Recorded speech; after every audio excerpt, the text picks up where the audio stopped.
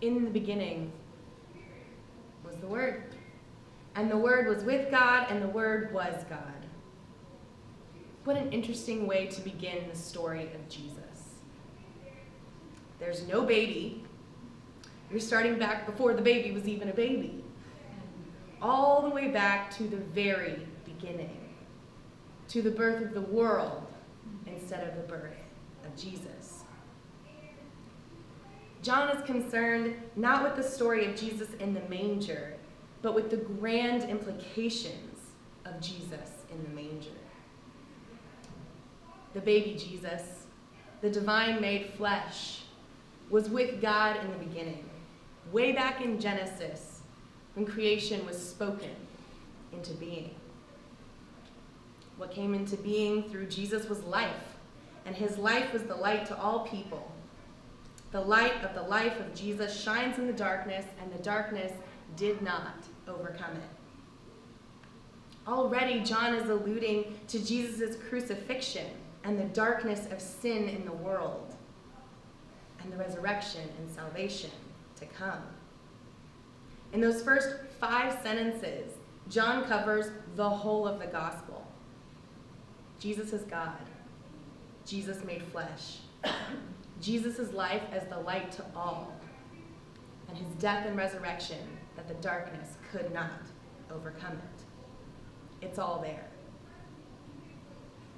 But the phrase repeated most often from this passage is, the Word became flesh and lived among us. The Word became flesh. Elsewhere, Jesus is spoken of as becoming human, being in a body, but the word flesh is used in this context is unique to John. There's a tension in Scripture of how we talk about flesh. There are many scriptures that describe flesh as negative. Matthew 26 says the flesh is weak. Paul, writing to the church of Corinth, says he speaks to them as people of the flesh, for there is still jealousy and quarreling among them. Galatians 5 says what the flesh desires is opposed to the spirit, and what the spirit desires is opposed to the flesh, for they are opposed to each other. But then also, we read that humans were created in the image of God. We are told that our body is a temple. The Word became flesh and lived among us. Without flesh, we would not be saved. So can flesh really just be negative? The word flesh, or sarx in the Greek, can mean a range of things. On one hand, it's not so bad. Flesh can mean simply the soft substance of the living body that has blood and covers bone.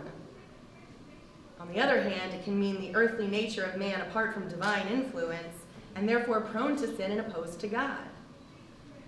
The flesh referred to in the word made flesh is certainly not the latter. Jesus was not apart from divine influence or opposed to God. The Word made flesh meant that Jesus had a physical body and had to deal with all the things being human brings. He needed to eat. He needed to sleep. He needed friends and family and community just like we do. Jesus felt the full range of human emotions. Flesh here is far from negative. In the church, we have historically used flesh and sin interchangeably. Flesh is used interchangeably as well with bodies. Therefore, flesh and bodies and sinful become all muddled together as one. We serve sin and we serve the flesh mean the same thing. We are told to die to our flesh, to ascetically fast and deny our flesh. Paul held celibacy as the best way to live. We have hated all the things that are enjoyable to our bodies. To enjoy the flesh is to serve the flesh. And it has meant that we are at odds with serving God and serving the Spirit. And yet, the Word was made flesh. And that was not at odds with serving God. Jesus ate at the feasts at the wedding of Cana. Jesus paid attention to the physical pain and suffering around him. He healed bodies, touched the untouchable, physically interacted with the world. It wasn't just an intellectual exercise. It was a physically interactive ministry of flesh.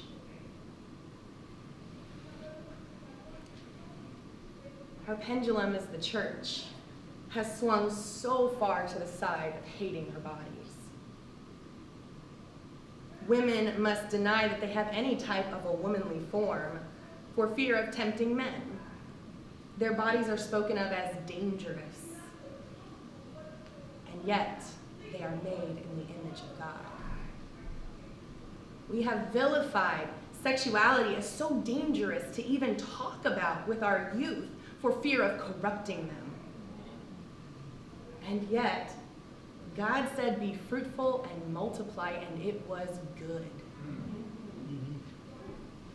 We are taught that our bodies and their desires are not to be trusted.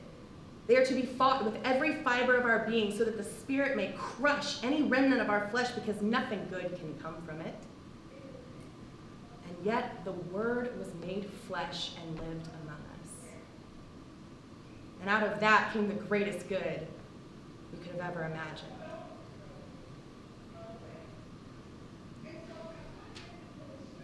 There's a middle ground here to occupy. It's not that our flesh is entirely good.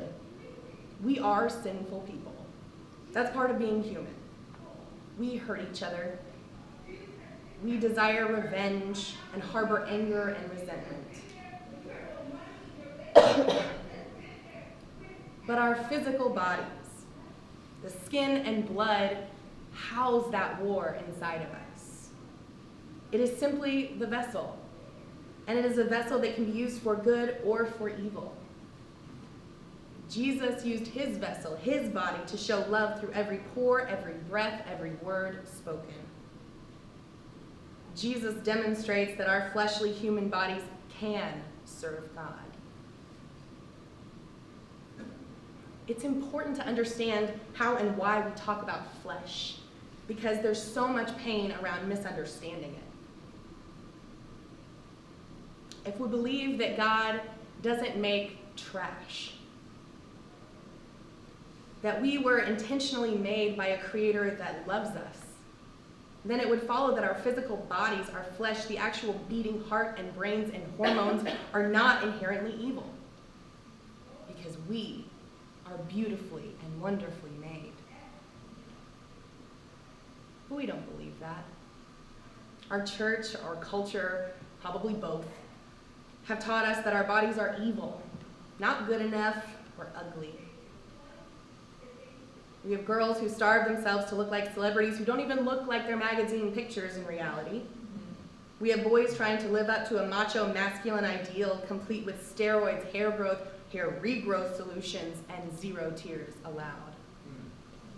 We have dozens of ways to whiten our teeth, brown our skin, nip and tuck our bodies. People cope with feeling inadequate and pain by abusing their bodies through the misuse of food or alcohol or cutting. The toll our bodies take from crushing workloads and our culture that celebrates busyness as a measure of our worth and our value. All of these are born out of an unbelief that we are who God says we are. If we believed, really deeply believed, that we were already loved as we are, we would use our flesh so differently.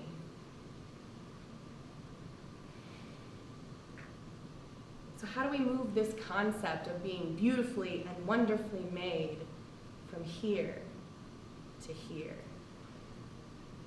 How do we convince ourselves?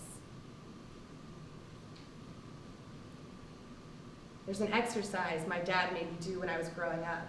If I ever said a negative thing about myself, like, I'm so stupid, I'm so ugly, nobody would ever want me, he would march me into the bathroom and make me stare myself down in the mirror and say 3 positive things about myself. Now that's 3 positive for every 1 negative. So if I said a few negative, we were there a while.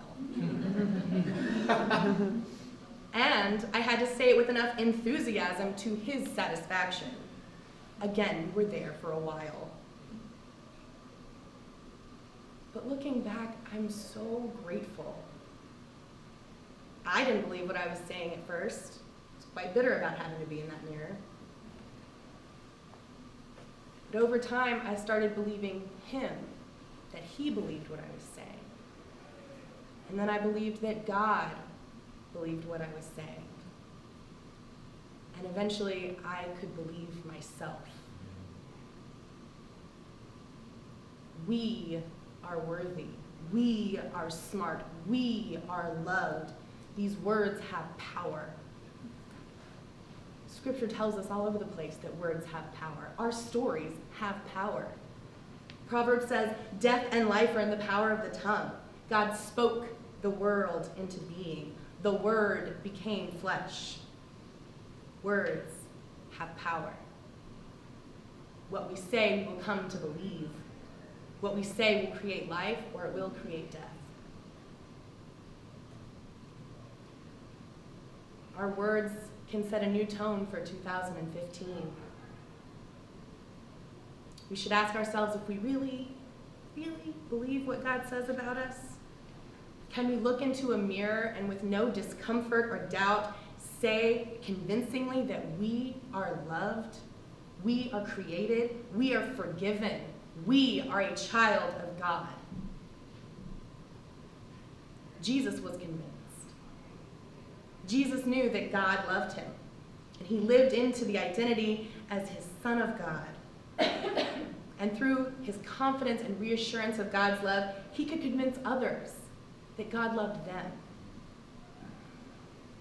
Because he knew he was the Son of God, he invited others to believe that they too could be children of God. And we can do the same. We can invite others to believe. When we know beyond a shadow of a doubt that we are loved children of God, we see others as loved children of God too. When we believe, we help others' unbelief. Through our words and our actions, we can show people that we believe something about them even before they can believe it about themselves. Our tongue, our words, our flesh, our stories can convince others. The Word made flesh served God. Our flesh, too, can serve God.